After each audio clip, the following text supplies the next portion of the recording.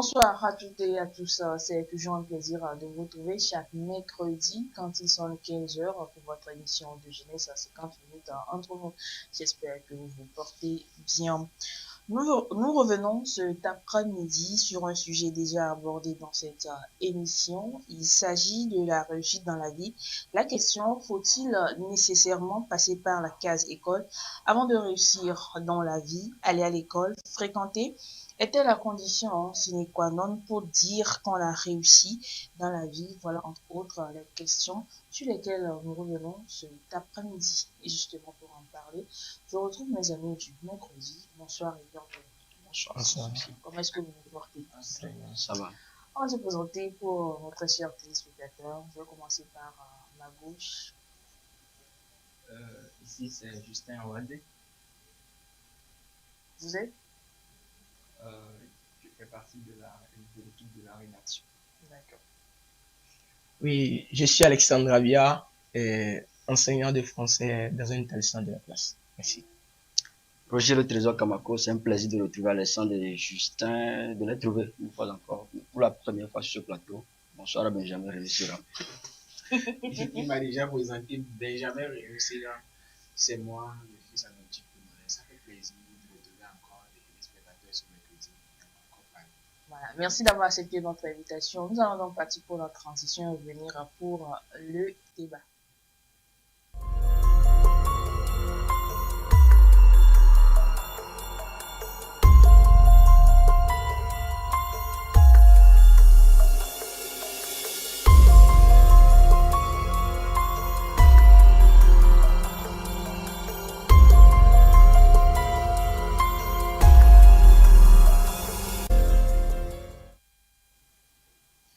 Faut-il nécessairement aller à l'école, bien fréquenter pour réussir dans la vie? La question principale de cet après-midi, je vais donner la parole à Justin.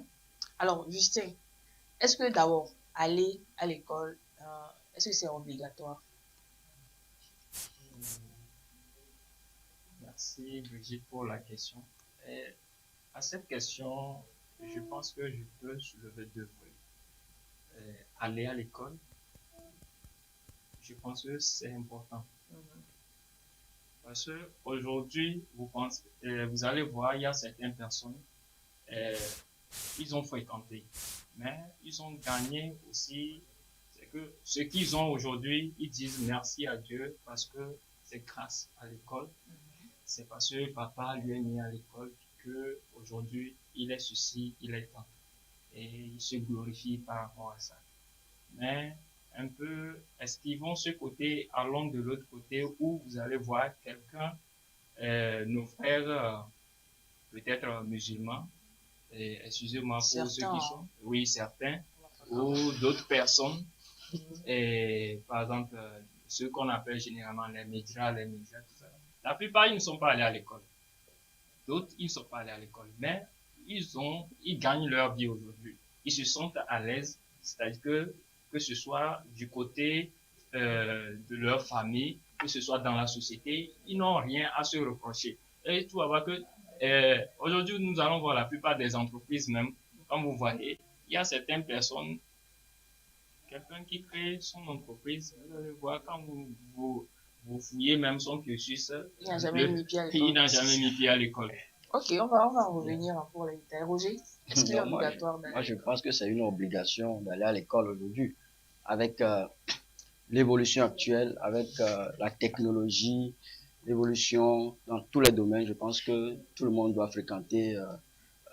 Pour le moment, on ne met pas encore le côté réussite là-dedans. C'est-à-dire, on ne pose pas la question de savoir si il faut fréquenter avant de réussir sa vie. Il est question de savoir si l'école est importante, si la fréquentation de l'école est importante, mais obligatoire. Je pense que c'est une obligation, comme je venais tantôt de le dire, puisqu'il y a l'évolution aujourd'hui.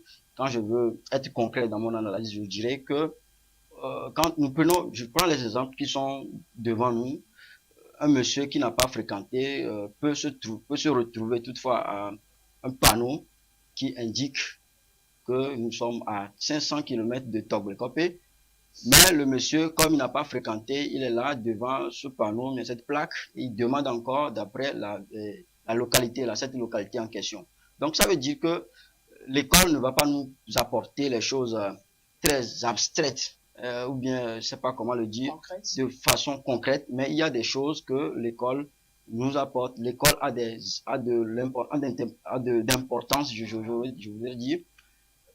Tout homme doit fréquenter, même si tu veux être revendeuse de bouillie, je pense qu'il faut fréquenter pour pouvoir donner un peu plus de visibilité, pas seulement de visibilité, mais pour donner une certaine valeur à ce que tu fais.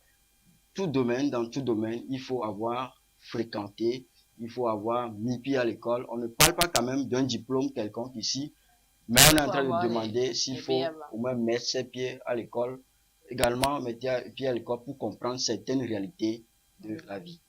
Alexandre?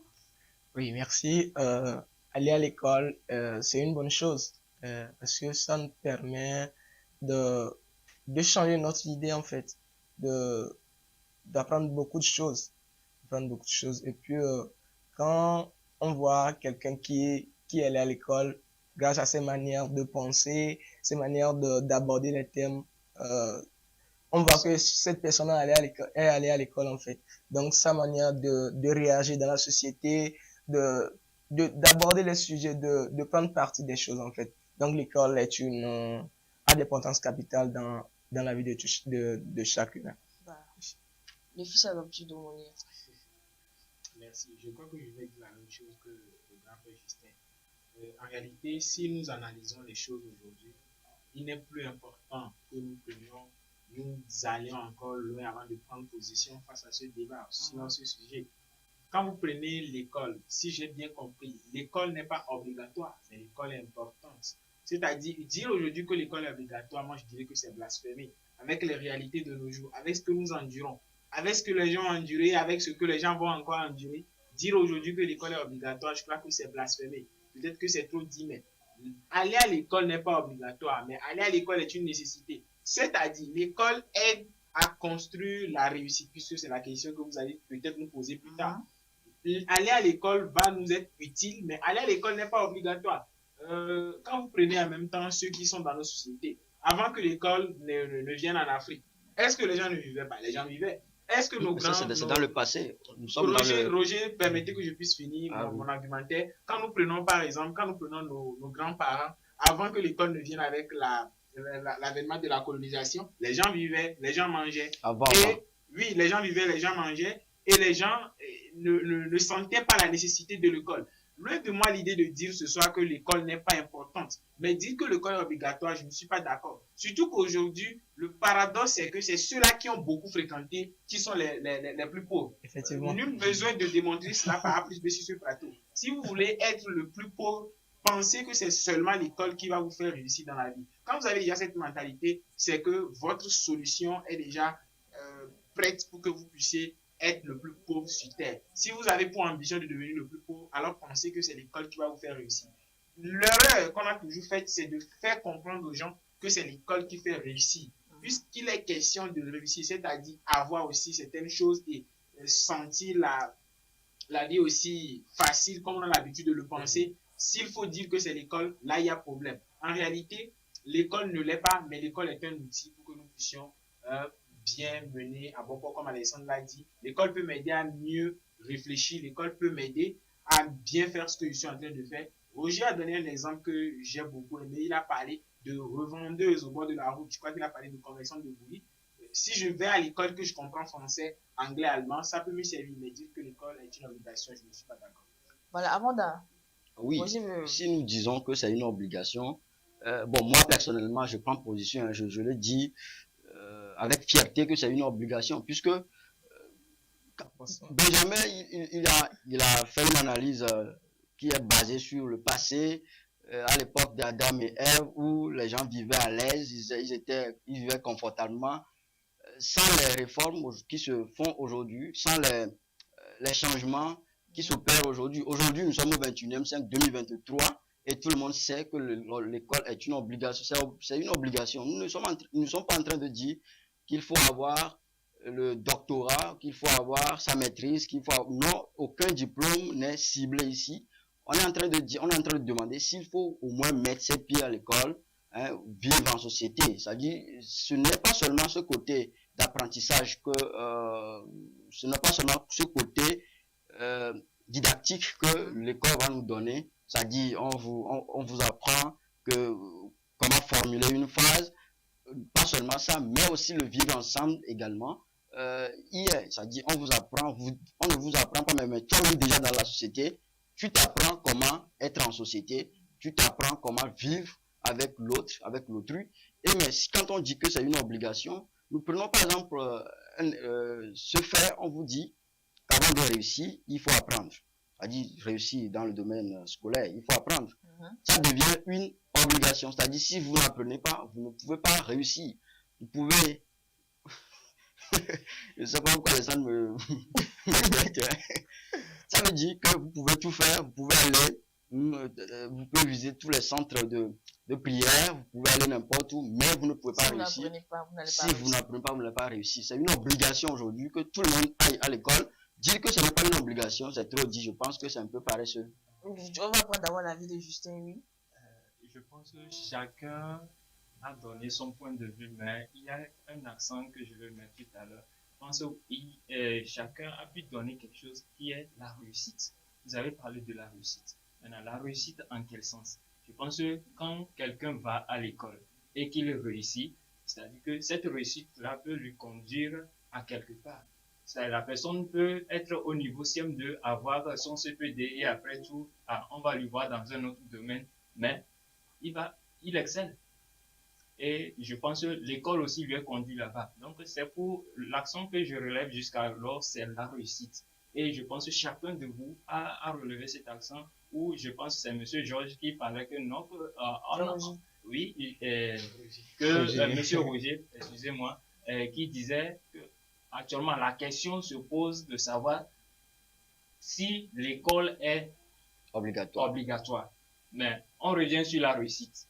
Donc, si on revient sur la réussite, donc pourquoi ne pas au moins esquiver un autre côté et donner l'exemple de certaines personnes qui n'ont pas fréquenté, mais comme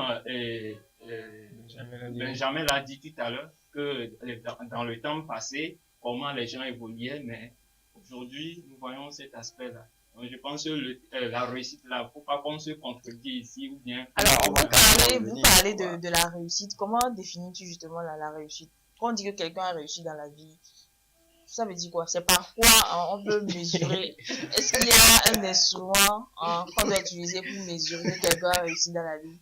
À quoi mesure-t-on justement la réussite dans la vie? Voilà, merci. Et la réussite pour moi ici, c'est que tu n'as pas besoin d'aller à l'école ni avoir un niveau très élevé avant qu'on ne dise que tu as réussi. Parce que dans un domaine précis, peu importe si tu es commerçant, en guise roche, c'est-à-dire que tu excelles dans ce domaine-là et tu arrives à impacter la société. Tu arrives à fournir quelque chose à la société. Tu as réussi. Tu peux te glorifier que non, j'ai réussi. J'ai donné l'exemple d'un enfant tout à l'heure que son papa a inscrit à l'école et qu'il a atteint un niveau donné et aujourd'hui il est devenu quelqu'un. L'enfant là aussi peut se glorifier que aujourd'hui j'ai réussi grâce à ceci. Donc aujourd'hui la réussite se résume dans plusieurs domaines. Donc nous ne disons pas que la réussite c'est seulement au niveau scolaire, au niveau normal.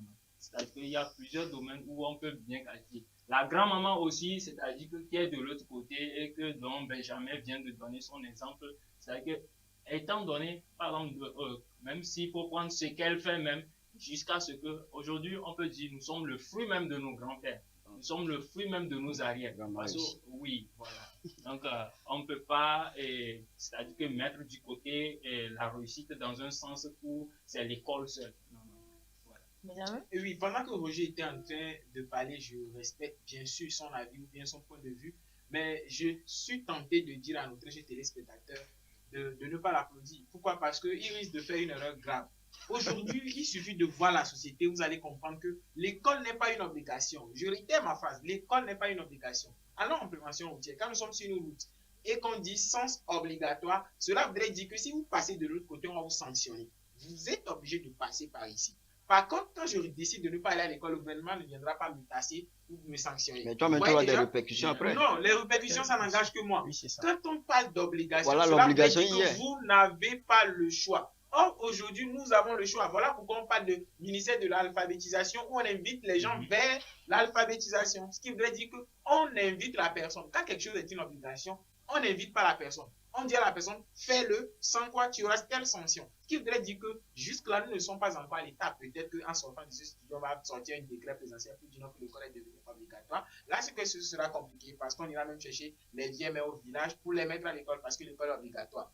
Par contre, à l'heure où nous sommes en train de parler, l'école n'est pas obligatoire, mais l'école est une nécessité. Pour revenir maintenant à la question que vous avez posée en temps pour demander à quoi se mesure la réussite, ne nous voilons pas la face. Aujourd'hui, quand nous voyons quelqu'un passer, on peut déjà dire ce monsieur il a réussi. Ça nous arrive de voir les gens dans nos sociétés et même en discussion, on se dit tu connais le frère de Jean, mais il a réussi. Hein? Et la personne sait vraiment que la personne dont vous parlez a réussi. Et on ne peut pas aujourd'hui, je ne sais pas si je dois parler de réussite maître, c'est-à-dire l'appareil qui va nous servir de mesurer la réussite de quelqu'un. Mais je pense déjà qu'une fois que nous voyons ces critères ne doivent pas léser les uns et les autres. Généralement, ce sont les critères que les gens utilisent. Je ne dis pas que ce sont les critères qu'on doit utiliser, mais généralement, c'est ce qu'on utilise pour mesurer la réussite de quelqu'un. Quand vous avez, par exemple, une paix du cœur, c'est-à-dire votre réussite doit vous procurer avant tout une paix du cœur. Si vous n'avez pas cette paix du cœur, c'est que vous n'avez pas réussi. Maintenant, pour quitter maintenant votre propre personnalité, vous allez maintenant vers votre entourage. Aujourd'hui, quand vous voyez déjà quelqu'un qui est dans sa maison, qui a un moyen de déplacement, qui a un boulot, qui a une femme et des enfants, si c'est un homme, ou bien une dame qui a un mari et des enfants, vous allez remarquer que la société considère, je dis bien la société, considère déjà cette personne comme une personne qui a réussi. C'est la mentalité africaine. Sinon, les prêts n'existeraient pas. Je rappelle encore la phrase. Les prêts bancaires que les gens font n'existeraient pas si la société n'avait pas imposé ces bases-là, ces normes-là pour dire que vous devez faire ci, avant qu'on ne vous juge de personnes réussies. C'est aujourd'hui qu'on est en train de gommer cette mentalité-là pour dire que non, vous n'avez pas besoin d'avoir ceci, cela ou l'autre chose avant de dire que vous avez réussi. Toutefois, quand on parle de personnes réussies, ce sont ces choses-là que tout le monde voudrait avoir pour s'affirmer. La preuve, quand vous allez dans les réunions de famille, dans la société et tout, on donne la priorité à ceux qui ont certaines choses parce qu'on dit que ces personnes-là ont peut-être la priorité par rapport à d'autres personnes. Et que nous ne le voulons pas, c'est ce que la société a imposé.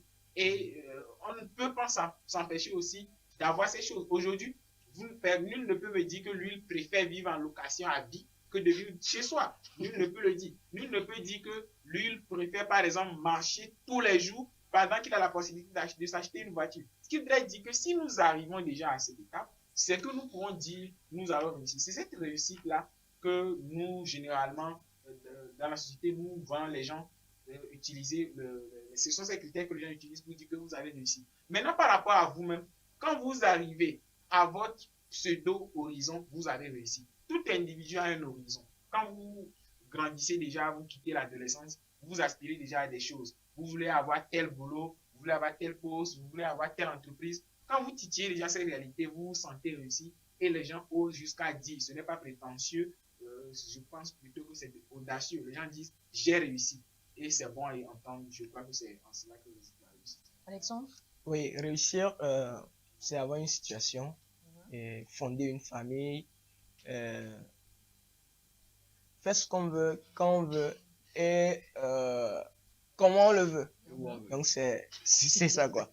Réaliser ses projets et puis c'est ça. Alors, Justin, vous revenons à notre question principale maintenant. Est-ce qu'il faut nécessairement, puisque tu as donné l'exemple de certains commerçants qui vraiment n'ont pas évolué dans l'étude, mais qui aujourd'hui comptent des millions, donc est-ce qu'il faut nécessairement aller à l'école pour réussir dans la vie? Aller à l'école pour réussir dans la vie. Je pense que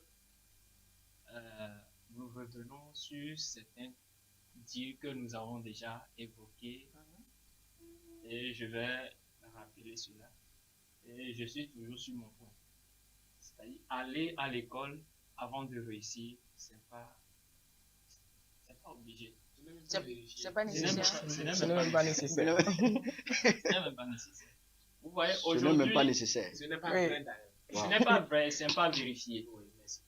Et aujourd'hui, regardez un peu. le système francophone. Ils nous ont tellement, ils ont fait de nous des personnes, c'est-à-dire que, si je peux même dire, même des tarés. Non, on va pas utiliser ce terme-là. Ouais. Ou bien que je dise une bassesse intellectuelle. Des personnes Là, ayant je seulement pense des que- diplômes. là, je pense que c'est mieux. Oui, là, c'est une bassesse intellectuelle. Parce que pourquoi je le dis? Le système francophone aujourd'hui nous fait croire que non, qu'il faut être dans un bureau, il faut aller à l'école, il faut avoir des diplômes, il faut avoir tant jusqu'au doctorat avant de pouvoir gagner sa vie et puis tu es à l'aise. Et avec ça, tu peux prendre ton diplôme à n'importe quelle société, tu vas donc obligé, ils vont te recevoir. Mais le même diplôme va dans un système anglophone, c'est-à-dire qu'on te dit, ok, vas-y, viens faire c'est-à-dire ce que tu sais faire là, viens le faire, on va voir. C'est-à-dire qu'avant qu'on ne voie, c'est-à-dire que ton diplôme là d'abord, c'est où tu es passé, non, c'est dans quoi tu es passé. Donc, c'est pour dire que quoi, c'est pas obligé, et il y a aucune vérification à cela qu'on dise que non, qu'il faut aller à l'école avoir de grands diplômes. Aujourd'hui, nous voyons certaines personnes qui impactent, imaginez, il y a des gens aujourd'hui, c'est-à-dire qui ont créé peut-être des centres de formation. Peut-être qu'il a un niveau, disons, peut-être c'est le bac qu'il a. Et après le bac, il s'est inscrit dans des domaines pas possibles. Où ce sont des centres qui l'ont formé jusqu'à ce qu'il ait un niveau, chose là. Parlons de ce côté avant que je ne profite de l'autre côté. Et voilà, cette même personne-là arrive aujourd'hui à former des gens qui se disent qu'ils ont la licence, ils ont le doctorat, ils ont le master, mais bon, peut-être quelqu'un se pose la question, c'est dans quel domaine ils forment ces gens. Aujourd'hui, regardez, on dit secrétariat bureautique, on dit quoi, tout ça là. Mais des fois, vous allez, ce sont des personnes, c'est-à-dire qui se sont formées peut-être dans des centres. C'est-à-dire aujourd'hui, dans cette vie-là, quand tu te donnes à quelque chose, c'est-à-dire que tu vas arriver. Quand tu te donnes à quelque chose, tu vas arriver. J'ai des amis, ils ont fait peut-être, ils se sont limités seulement en deuxième année. Mais aujourd'hui, il peut prendre, c'est-à-dire son ordinateur, et il va te... Deuxième année à l'université. Oui, ils ont fréquenté. Oui, ça c'est un exemple. C'est-à-dire que deuxième année à l'université, et je précise peut-être la filière ici pour vous éclairer, peut-être en informatique. Et normalement, quand tu arrives déjà en troisième année et que tu as ta licence en informatique, normalement, ça doit t'ouvrir certaines portes. C'est-à-dire que l'autre même, c'est-à-dire qu'en deuxième année, c'est-à-dire qu'il n'a pas. Mais celui qui fait la deuxième année déjà a des atouts et même qui surpasse même celui qui est en troisième année. Et cette personne-ci est intégrée maintenant dans des trucs qu'on appelle les startups, arrive à encore exceller jusqu'à acquérir d'autres connaissances. Et aujourd'hui, il arrive à impacter. Maintenant, ça, c'est un exemple. Je te coupe pas la parole, mais celui qui est en deuxième année et qui arrive à faire des choses, puisque celui qui peut-être a eu sa licence. Alors, où est-ce qu'il a acquis ces connaissances voilà la question. Pour ne pas dépasser Voilà, là c'est bien. Et Justin. Là, on revient, c'est toujours l'école, non? On est toujours dans le cadre de l'école. C'est pour cela que j'ai dit, j'embrasse deux volets. Deux volets pour dire que quoi? Je ne neutralise pas le sens où on dit que non, que l'école, c'est... Mais j'apporte ce volet, mais je reviens toujours sur le truc pour dire que quoi? L'école n'est pas toujours, c'est-à-dire que on ne va pas dire que non, que c'est l'école qui doit être toujours en premier lieu pour que quelqu'un fasse de sa vie ce que... Non. Je reviens sur ça. Mais juste que je donne des exemples pour dire que dans le cadre de l'école aussi, il y a des niveaux aussi que nous jugeons. Il y a certaines personnes qui ont un niveau bas à l'école, mais à un niveau donné de leur vie, ils surpassent certaines personnes. À un niveau donné de leur vie, ils surpassent certaines personnes. C'est pour cela que j'embrasse deux volets. Si d'accord, c'est compris. Roger, tu réagis? Je pense que jusqu'ici, on n'est pas en train de se comprendre. Ce serait... En fait, pour revenir à la question d'obligation avant d'embrasser le volet de la réussite, que nous ne le voulions pas, c'est une obligation aujourd'hui de fréquenter. Je ne vais pas quand même trop en parler, puisque déjà, les enfants n'ont pas le choix. vous êtes né, on vous envoie à l'école, on ne demande pas votre avis. Veux-tu aller à l'école ou pas? Non, nous sommes en Afrique, c'est ça la réalité. Donc, c'est une obligation. Maintenant, école, réussite. Est-ce obligatoire de fréquenter pour pouvoir réussir sa vie? C'est un peu compliqué de répondre à cette question. Voilà. Très compliqué. Mais à mon avis, je dirais que l'école est une base pour la réussite. L'école. Benjamin, laisse-moi terminer. L'école pose les bases de la réussite. Ça ne veut pas dire que celui qui n'a pas fréquenté n'a pas la chance de réussir. Ça ne veut pas également dire... Alors, par ricochet, ça ne veut pas dire que celui qui a fréquenté a la forte probabilité de réussir. Comme tu l'as dit, tout est question de volonté. Tout est question de volonté. Maintenant, moi, je pense qu'il faut fréquenter. C'est là que vient la contradiction. Je pense qu'il faut fréquenter afin de réussir. Parce que quand on parle de fréquentation d'école, on n'est pas en train de parler d'un diplôme quelconque. Je l'ai déjà dit. Il faut qu'à chaque moment, on essaie de s'en rappeler. Parce que les gens pensent ici que on est en train de dire qu'il faut avoir un quelconque diplôme. Non. Quand on parle de fréquenter ici, alors selon moi, il est question de mettre ses pieds, CP1, CP2 au moins pour comprendre. Le français, quand on te met devant quelqu'un qui parle un français, même s'il est revenu de la France, tu sais l'énoncé, tu sais de quoi il est en train de parler. Au moins, avant de penser à comment répondre à cette personne. Puisque tout ce que vous voulez faire aujourd'hui, que vous vouliez devenir des entrepreneurs, que vous voulez devenir un mécanicien, à Lomé, au Togo de façon générale, il y a cette, qu'on appelle l'amalgame de plusieurs ethnies. Il y a par exemple les Kabyais qui sont avec les Évé. Or, nous savons que les Kabyais, ils comprennent la langue Kabyais et la langue officielle ici que nous avons, c'est le français. Donc, ils ont aussi cette possibilité, eux, c'est une langue qu'ils ont souvent parlé dès le bas âge. Ils ont la possibilité de parler le français plus que nous, plus que les sudistes. T'as dit, ben non, tu es sudiste, il est nordiste, il comprend français, toi tu ne comprends pas éveillé. Comment sera votre communication? La réussite aussi, c'est ça. Quand on parle de réussite, pour revenir à la question qui a été posée à quelqu'un, la réussite n'est pas seulement matérielle. Elle est matérielle premièrement et non matérielle. Quand on dit que quelqu'un réussit sa vie, ça ne veut pas dire que la personne a des voitures, a des maisons construites partout au Togo.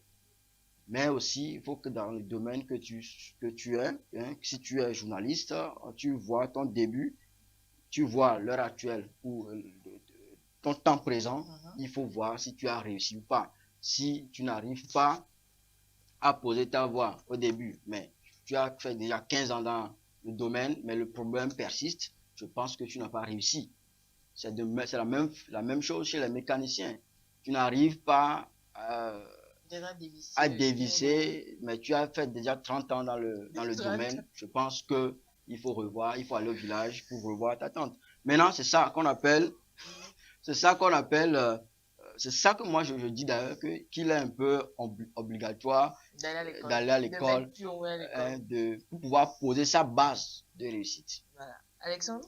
Oui, je dirais, on n'est pas obligatoirement, ce n'est pas obligé de passer par la case études avant de réussir sa vie. Pourquoi? C'est un esprit où il y a, c'est une question d'objectif, de mentalité. Donc, il y a beaucoup de personnes qui ont réussi aujourd'hui sans mettre pied à l'école. Quand nous prenons, par exemple, l'exemple de nos grands-mères de nos grands-mamans qui sont... Comment est-ce qu'ils faisaient? Moi, c'est la question qui me taraude l'esprit. Comment est-ce qu'ils faisaient? Puisqu'ils ne savent pas 1 plus 1, on ne les a pas appris 1 plus 1 égale à 2. Mais ils ont réussi, ils ont l'argent. Comment est-ce qu'ils faisaient? À cette question. Je vais répondre après. Oui, donc laissez-moi... Donc, il y a beaucoup de personnes qui ont réussi aujourd'hui sans mettre pied à l'école. Même quand nous prenons par exemple l'exemple de Youssou N'Dour, c'est un musicien. Il n'a jamais mis pied à l'école en fait. Mais aujourd'hui, il est une grande personnalité en fait. Donc, on devait enlever de cette mentalité, nous enlever de cette mentalité-là, que réussir, ça se résume seulement à l'école. C'est pas ça. C'est pas ça. Par exemple, quand nous prenons un élève qui excelle maintenant en mathématiques. Donc, on va dire que c'est à cause de ses bonnes notes en mathématiques qu'il va faire la série scientifique. Or, cette personne-là même, elle aime la sculpture maintenant. Et si on prend les choix des séries comme ça, bon, peut-être avec cette série-là, il ne peut pas réussir ou bien il ne peut pas atteindre ses objectifs en fait. Donc, réussir sa vie ne se résume pas seulement aux études et ce n'est pas obligé même. Benjamin, avant d'en venir à Roger. Avant même que Roger le dise ce soir sur ce plateau que réussit dans sa vie, c'est l'école. Je suis étonné. C'est ce que j'ai dit. Il ne faut pas déformer les pensées.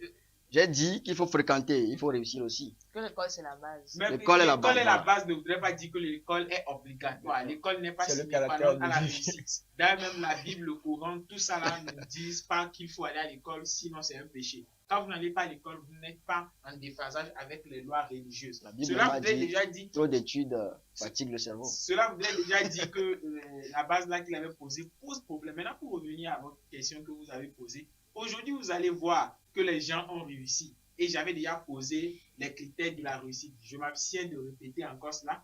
Quand vous voyez les gens qui ont réussi aujourd'hui, ces gens, comme avait l'habitude de le dire ma grand-mère, n'ont jamais uriné devant une école. C'est-à-dire ces gens n'ont jamais mis pied à l'école. Par contre, ces gens sont réussis. Tout de suite, vous avez posé une question très, je dirais, pertinente à Alexandre quand vous parlez de comment nos grands-mères ont réussi sans mettre pied à l'école.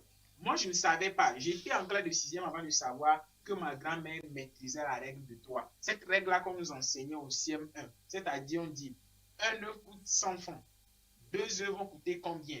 On multiplie les choses, on appelle ça règle de 3. Nos grands-mères ont maîtrisé ça parfaitement. On dit par exemple, l'oignon est à 100 francs, vous achetez 3, ça fait 250. C'est une pratique de la règle de 3, mais qu'elles ont simplifié en faisant en même temps une technique ou encore une possibilité commerciale pour attirer la clientèle. En réalité, on pouvait vous vendre même le noix là même. Les 3 là à 200, ça n'allait rien gâter. Mais on vous dit l'unité à 100 francs, 3 francs 250, vous allez l'acheter parce que ça vous intéresse et que vous en avez besoin, que le discours là déjà intéresse. Entre-temps, j'étais en train de suivre une formation en marketing où on nous disait que les musiques, moi je ne connaissais pas l'importance en fait. Je ne connaissais pas l'importance des boutiques qui jouaient de la musique. Si ce n'est pas un bar, je ne connaissais pas l'importance. Et il nous était dit que quoi? Quand on joue de la musique dans une boutique, quand vous passez, vous allez jeter un regard pour voir d'où vient le son. Et automatiquement, vous allez voir les marchandises qui sont étalées. Nos grands-mères savaient déjà faire ça. Elles utilisaient des petites sonnettes ou clochettes là pour faire du bruit à côté de leurs marchandises pour que les gens puissent tourner pour regarder. Et elles disent maintenant 2 habits à 100 francs, 4 à tel prix. Et ça intéresse. Ou encore, elles crient le nom de quelqu'un. Elles disent des choses pour attirer la clientèle. Toutes ces stratégies-là, toutes ces stratégies qu'elles avaient déjà, servaient et continuent toujours par servir. Aujourd'hui, prenez les foyers où l'un ou encore l'époux ou l'épouse est une personne qui s'est investie énormément dans le commerce ou encore dans l'entrepreneuriat. Vous allez remarquer que si cette personne gère bien et que la personne a le moyen nécessaire, cette personne va mieux réussir que l'autre là peut-être qui s'investit totalement corps et âme dans les études.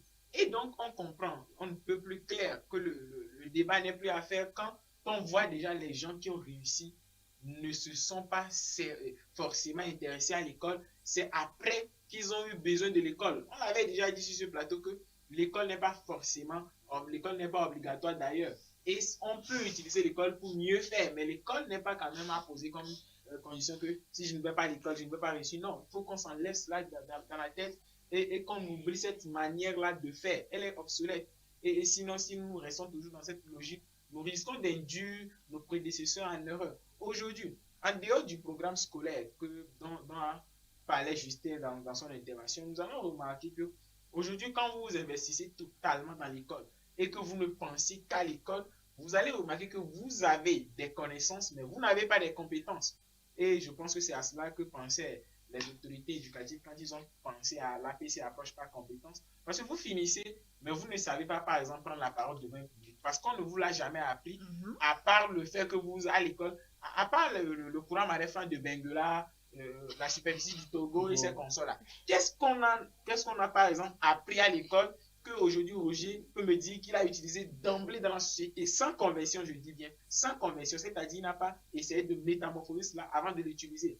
Les stratégies mathématiques, moi j'ai l'habitude de dire même que les mathématiques s'arrêtent au cours primaire. Pourquoi? Parce qu'on dit maman va manger avec 15 bananes, elle a vendu 10, il lui reste combien? On doit utiliser cela dans la société pour régler nos problèmes. Par contre, quand nous allons à l'école, je pensais que c'est à cela que Roger voulait venir, mais il n'était pas toujours là-bas, il était toujours dans sa logique de il faut forcément aller à l'école. Non, aujourd'hui, on comprend que les Dangote, les Bill Gates, les Elon Musk et tout ne sont pas des gens qui ont eu des doctorats dans leur domaine. Ils ont mis pied à l'école. Ils ont commencé quelque part et par après, ils sont devenus ce qu'on connaît aujourd'hui. Et s'il faut poser cette équation, l'école égale la réussite, c'est induire nos prédécesseurs qui sont nos petits frères, qui sont d'ailleurs à la maison en train de nous suivre.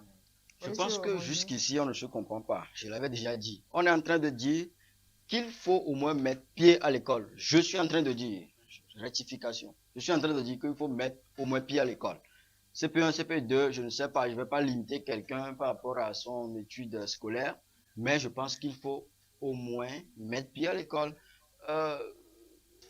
La réalité, elle est là, elle est à notre face. Quand vous voulez, par exemple, utiliser le téléphone portable aujourd'hui, tu n'as pas fréquenté, tu n'arrives même pas à appeler quelqu'un. Il y a les bonnes dames, elles m'excusent quand même, qui, chaque fois, si tu vas au village, elles t'appellent, Roger, viens, il faut m'appeler Kodogan, il faut m'appeler Ablagan.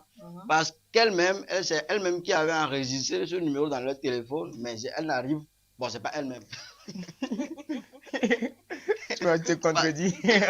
Non, mais parce qu'elle n'arrive même pas à allumer le téléphone portable.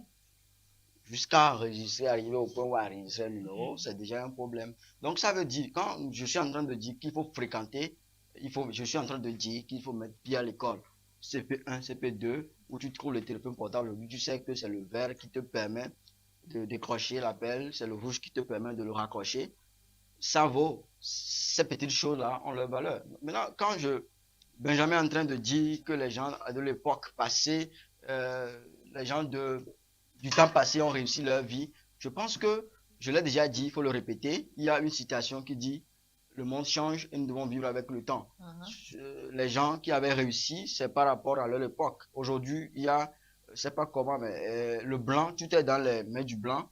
Si tout ce que tu veux faire aujourd'hui comme travail, il faut avoir une connaissance et puis une compétence. Même en mécanique, je ne sais pas pourquoi je tiens très important ce domaine aujourd'hui. Peut-être que tu aimes la mécanique. Peut-être je deviendrai mécanicien professionnel d'ailleurs.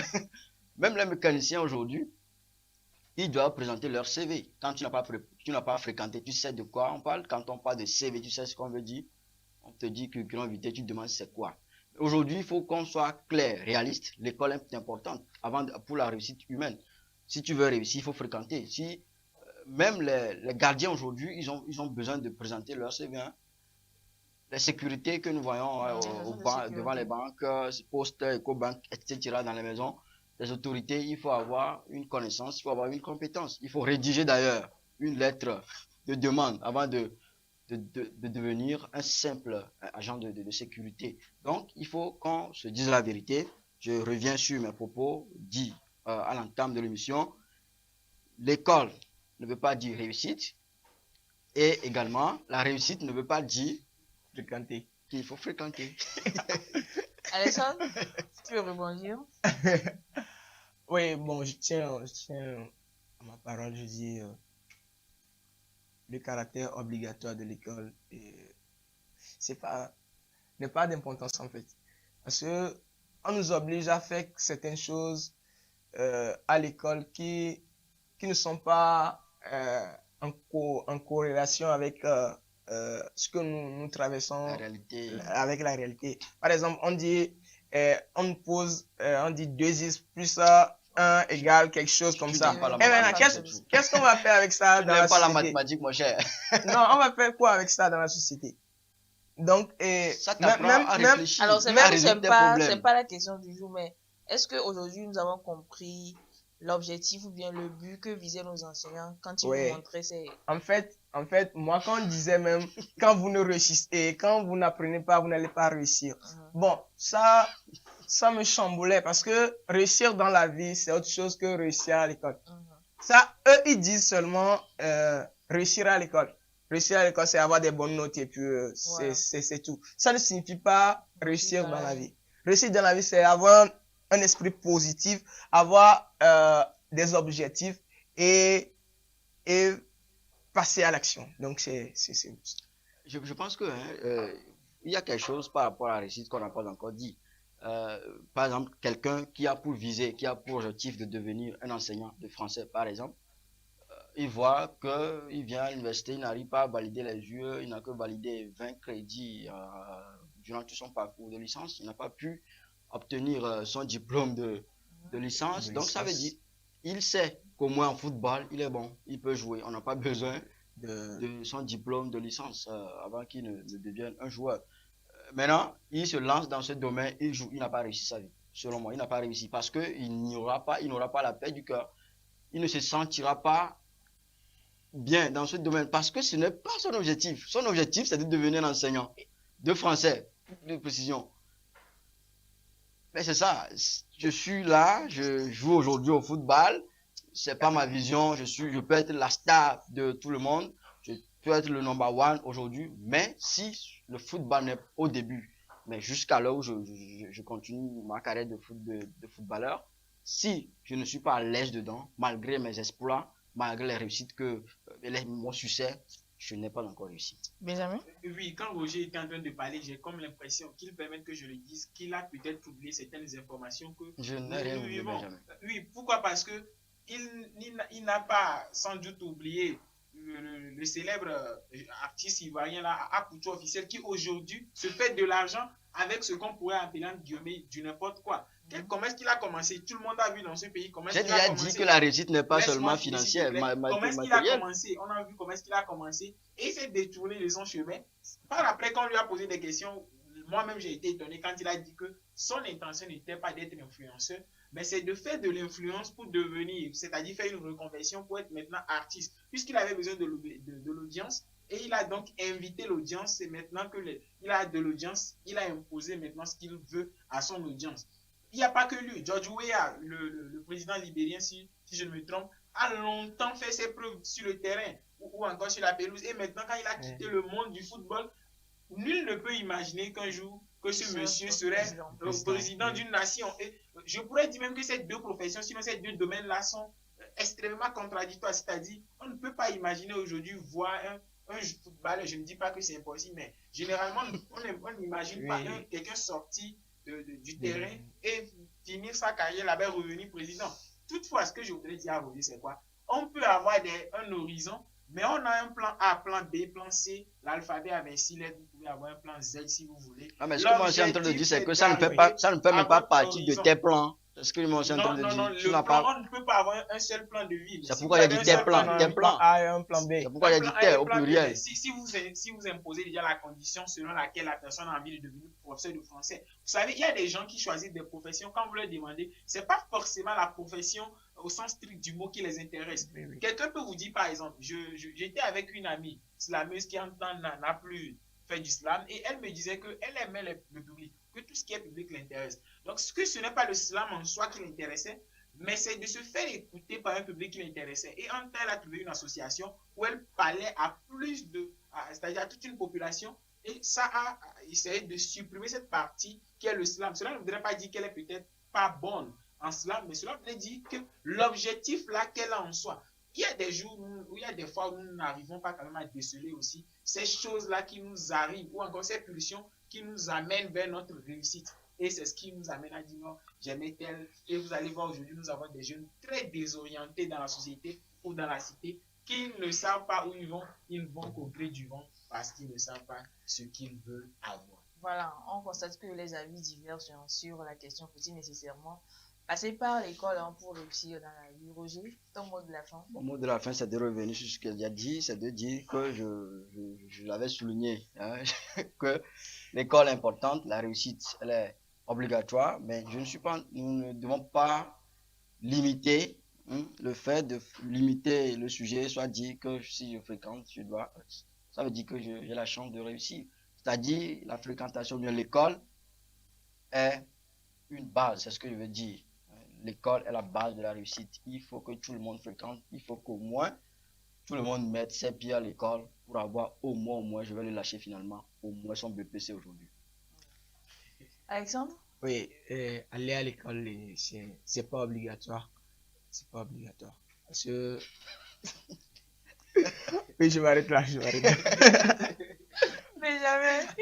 On J'attendais dirait cette phrase que de les deux Roger, j'attendais regrettent cette phrase leur... de Roger et il a finalement lâché cette phrase-là, cette fameuse phrase, l'école est importante, l'école n'est pas obligatoire. On comprend donc que l'école, Elle est importante et je crois que obligatoire, je vais Benjamin. répéter ces mots en guise de conclusion. L'école n'est pas obligatoire, elle est importante. Il faut aller à l'école pour ajouter à ce qu'on sait faire.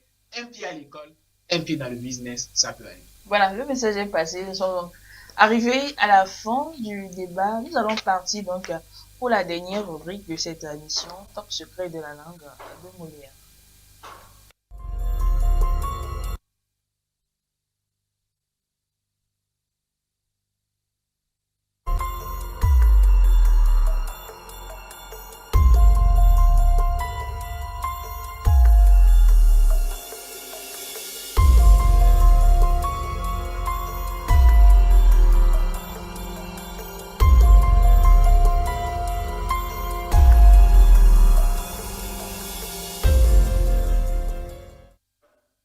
Depuis un certain temps, très chers téléspectateurs, nous vous l'avions annoncé que votre rubrique est en métamorphose. Eh bien, cette nouvelle saison, tu un peu le dire ici, vous donne encore d'autres possibilités d'apprendre de nouvelles choses dans la langue de Molière. Si la réalisation le permet, nous allons aller pour cette première sous-partie ou encore sous-rubrique de top secret de la langue de Molière.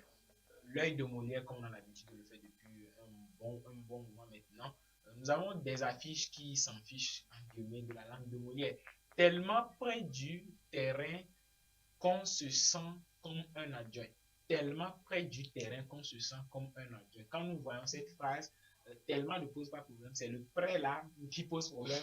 On devrait écrire prêt avec P-R-E accent grave, exprès, qui veut dire proche, au lieu de dire prêt, P-R-E accent circonflexe, T, qui veut dire être en anglais ready, on voudrait dire.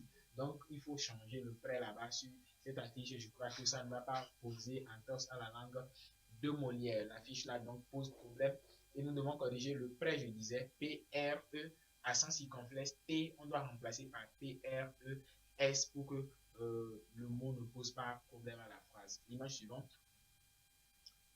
Nous avons également remarqué qu'il faut avoir un bon vocabulaire, mais il faut aussi bien dire les choses. J'ai peur, quand on dit par exemple j'ai peur, tout le monde comprend, mais en temps aussi on a envie de bien dire les choses, c'est-à-dire dans le registre familier ou encore dans le registre courant, on peut dire j'ai peur, mais on peut dire par exemple un soupçon d'inquiétude me fleure. Quand vous dites un soupçon d'inquiétude me fleure, les gens ne vont pas forcément comprendre, mais ils vont considérer aussi, d'où l'importance peut-être de l'école, voilà. C'est celui-là qui a été à l'école. Ceci dit, un soupçon d'inquiétude me fleure pour dire simplement que j'ai peur. Pour finir, vous avez encore... Ça me rappelle une petite histoire où un de mes aînés, je ne vais pas appeler quand même son nom, il m'a demandé de lui acheter du haricot.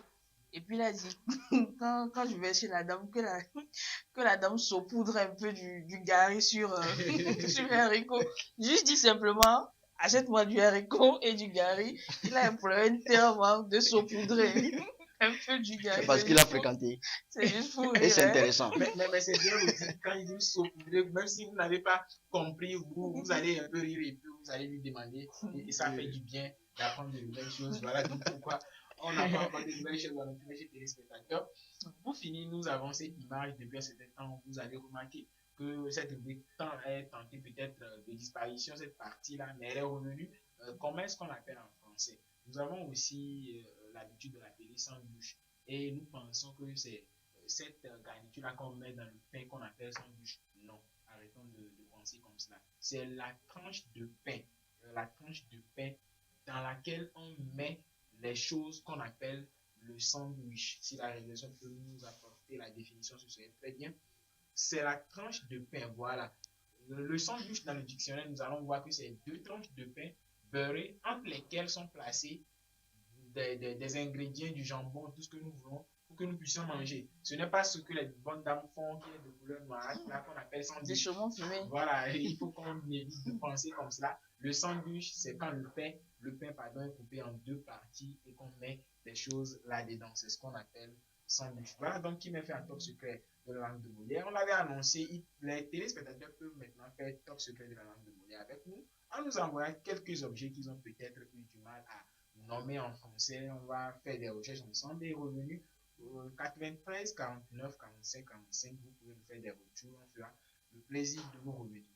Merci à toi, Benjamin. On remercie également Alexandre et Justin qui nous a laissé un peu de chemin. On remercie également Roger. Merci à vous, très chers téléspectateurs, de nous avoir suivis. On n'oublie pas la partie technique. On va se dire donc au revoir et à mercredi prochain.